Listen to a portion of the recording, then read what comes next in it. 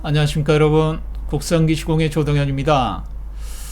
지난 시간에 인지심리학에서 얘기하는 메타인지력이라고 하는 것이 생각이 안 나가지고 버벅대면서 끝난 것 같습니다. 그래서 오늘은 6번째 인재개발원 비대면 강의 6번째가 되겠습니다. 그래서 저는 항상 이런 강의를 하면서 여러분들이 들으라고 하는 것보다는 제 공부가 우선인 것 같습니다. 제가 이렇게 자료를 통해서 설명을 드리고 또 피드백을 하다 보면은 제가 아는 것은 더 잘 설명할 수 있게 알아지는 것 같고요. 그 다음에 내가 모르는 것을 또 아는 체 했구나 하는 것도 알게 되고요. 그래서 더 아는 것은 알게 되고 모르는 것도 더 알게 되고 하는 그런 효과가 있는 것 같습니다. 이것을 일러서 메타인지력이라고 하거든요. 교육심리학, 인지심리학에서.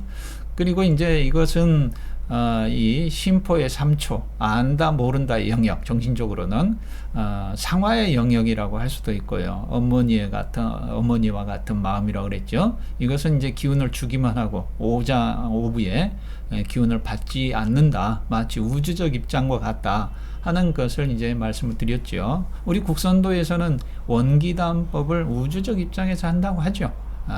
이런 성향이 있습니다. 그래서 우선은 이제 이렇게 오행의 성향, 꼴을 설명을 드리면서 이런 오행의 어떤 값을 이렇게 이런 꼴들이 값을 하는데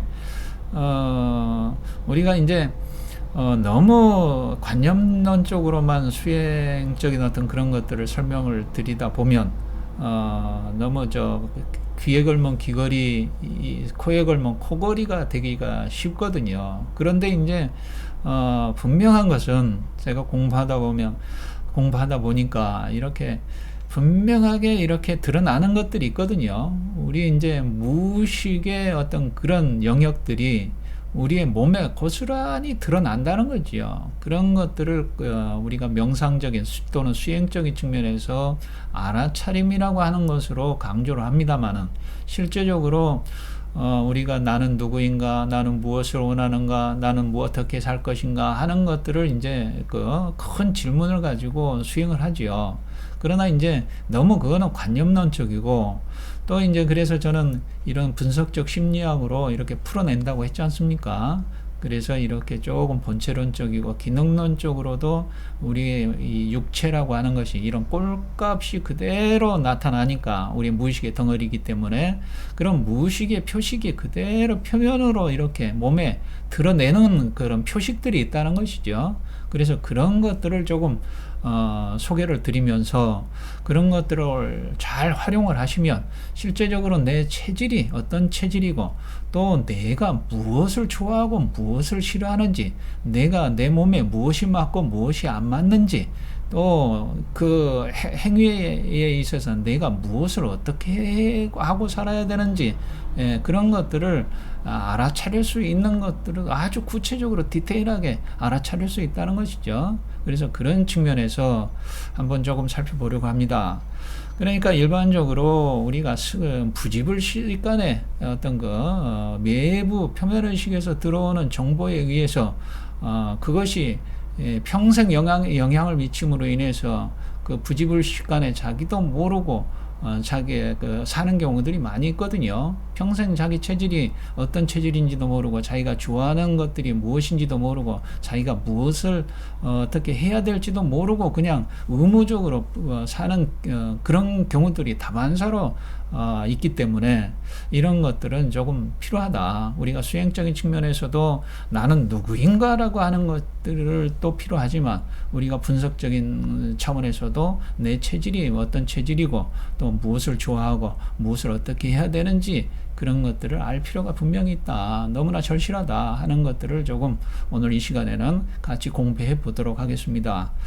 그래서 이제 이런 오행의 꼴이라고 이제 볼 수가 있습니다. 그런데 이제 우리는 꼴값을 한다고, 꼴값을 하면서 한다고 하죠. 누구한테나 다 마찬가지죠. 예를 들어서 이렇게 직사각형의 꼴은 목형이라고 그러고요. 그러면 이제 또 이런 목에 해당되는 그런 기능들이 주 기능이란 얘기죠.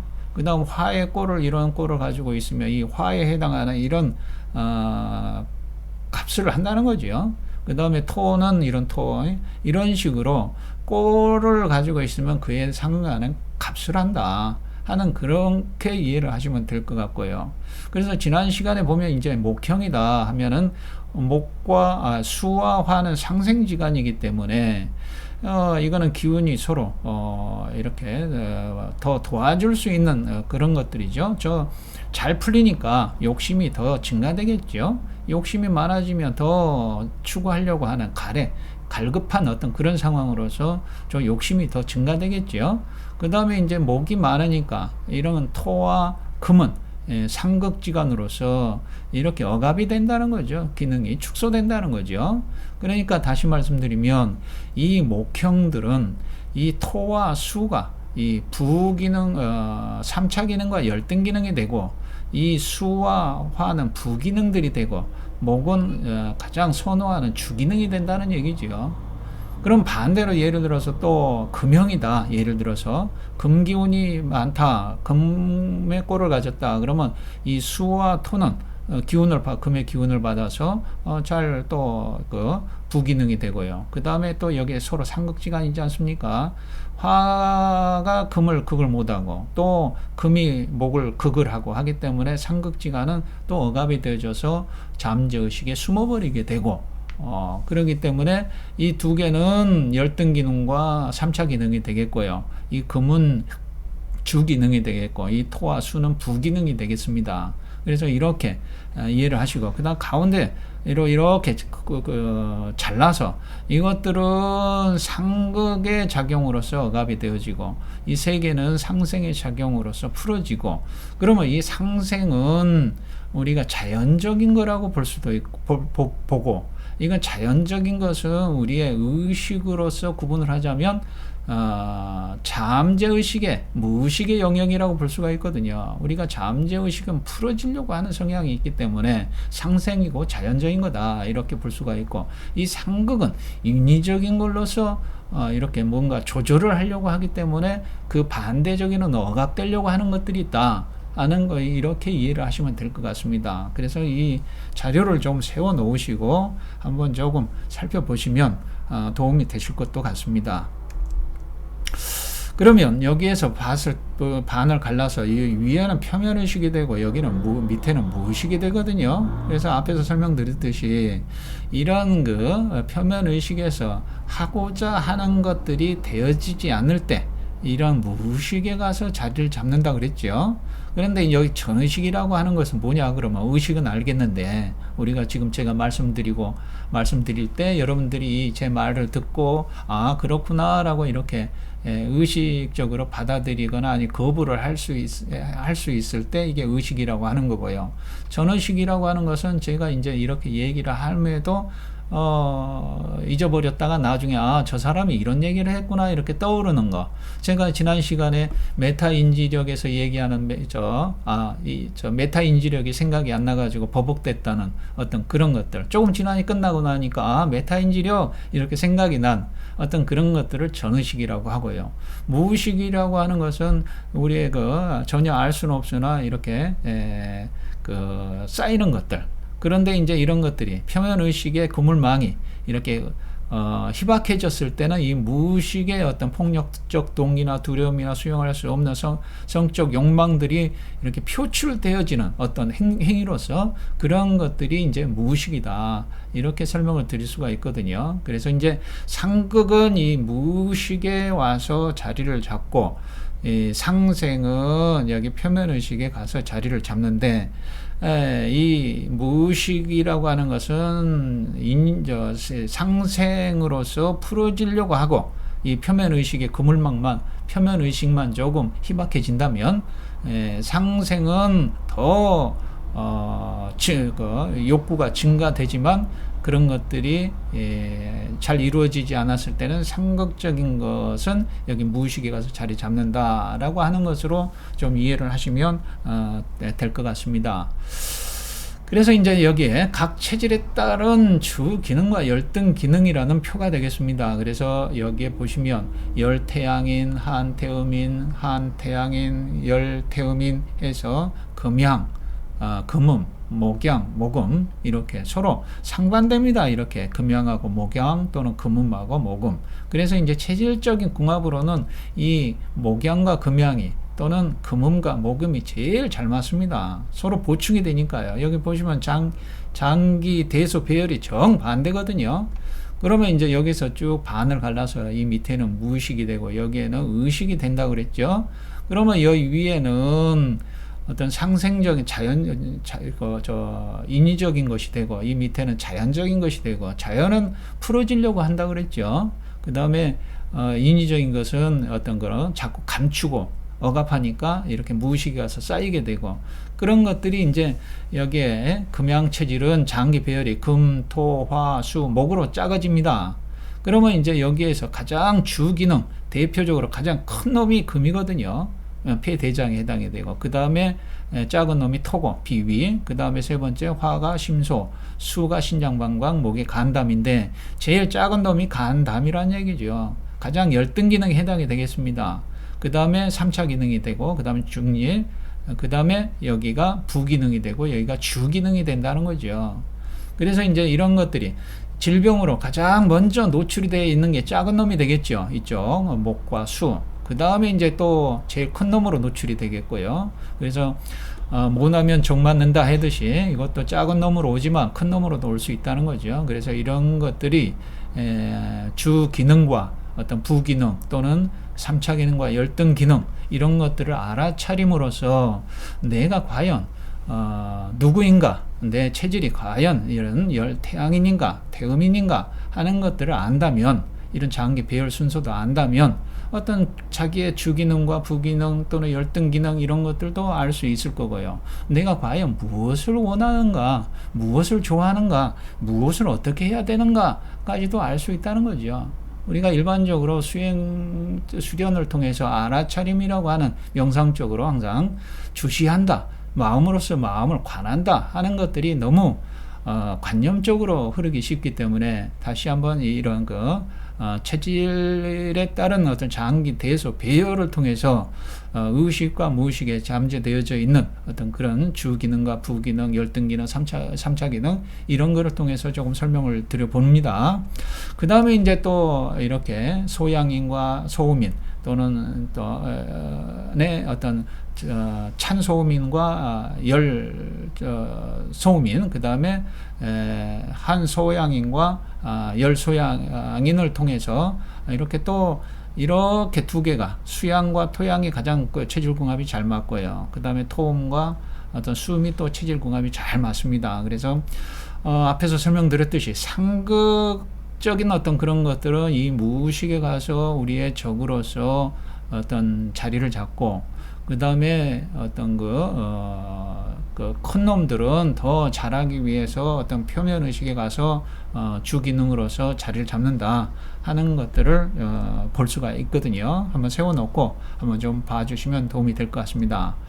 그래서 이제 그런 것들을 이렇게 한눈에 볼 수 있도록 한번 그려보았습니다. 즉 이렇게 빨간 여기 글씨가 빨간 글씨는 좀 작은 장기가 되고요, 이 큰 파란 글씨는 큰 장기가 되겠습니다. 그래서 가장 작은 놈은 이 빨간색으로서 열등 기능에 해당이 되고요, 그 다음에 노란색은 3차 기능에 해당이 되겠습니다. 그래서 이 금의 어떤 적이 쌓이면 이 폐적이라고 하거든요. 그 다음 토는 비적이 되겠고요. 이렇게 쌓이는 것을 얘기하거든요. 그래서 이 목수는 주 기능과 어떤 부기능으로서 이렇게 표출되고 있는 인위적인 걸로서 표면 의식에 해당이 되고, 그 다음에 이제 금은 자연적인 걸로서 어떤 무의식에 가서 자리 잡는 어떤 그런 것들을 얘기하거든요. 그래서 전부 다 여기에서 반을 뚝 갈라서 이쪽은 부교감신경형들이고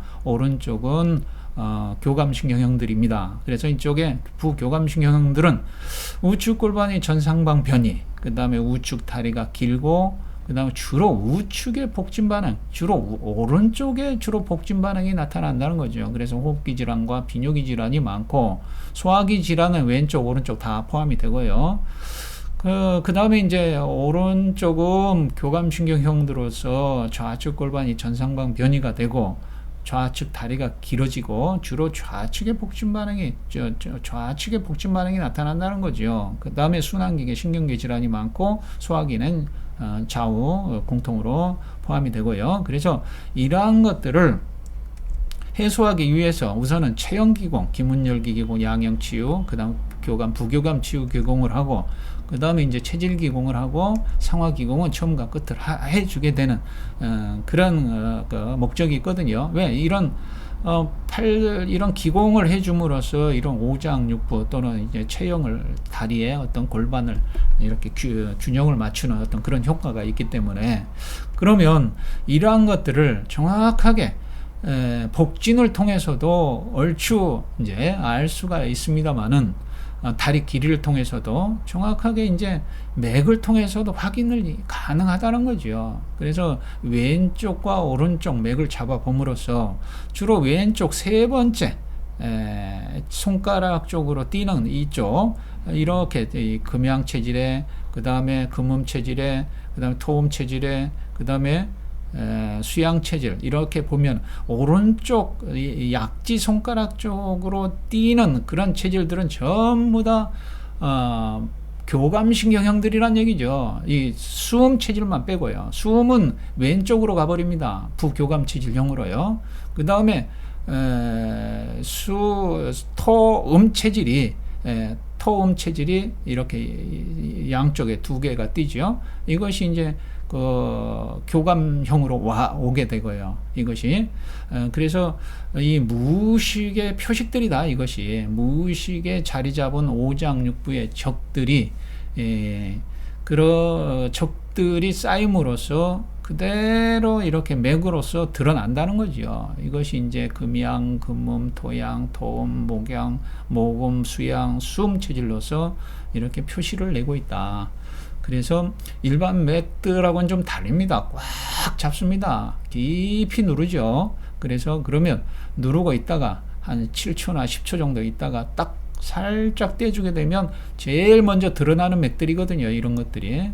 그래서 이러한 것들을 통해서 실제로 어떤 내가 누구인가, 내 체질이 어떤 체질이고, 내가 무엇을 좋아하고 무엇을 싫어하는가, 그 다음에 내가 무엇을 해야 되는가 하는 건, 내가 예를 들어서 들숨을 위주로 해야 될지 날숨을 위주로 해야 될지, 내가 어떤 인위적인 집중을 해야 될지 자연적인 집중을 해야 될지, 내가 또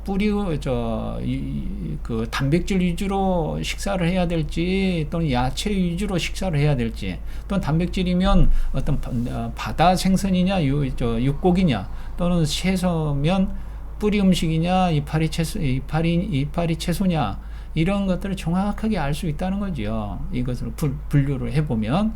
그 다음에 또 내가 행위, 아까 말씀드렸듯이 들숨, 날숨, 집중 또는 척추, 복부를 위주로 하는 그런 행위들 어떻게 해야 되는가, 또 무엇을 좋아하는가, 또 내가 어떤 체질인가, 이런 것들을 분명히 아신다면 우리가 수련적인 어떤 차원에서 관념적인 어떤 그런 것들이 아니고 정확하게 현실에서 건강에 또 확실하게 도움을 받을 수 있는 어떤 그런 것들이 있다는 것이죠. 오늘은 이것으로 마치겠습니다. 감사합니다.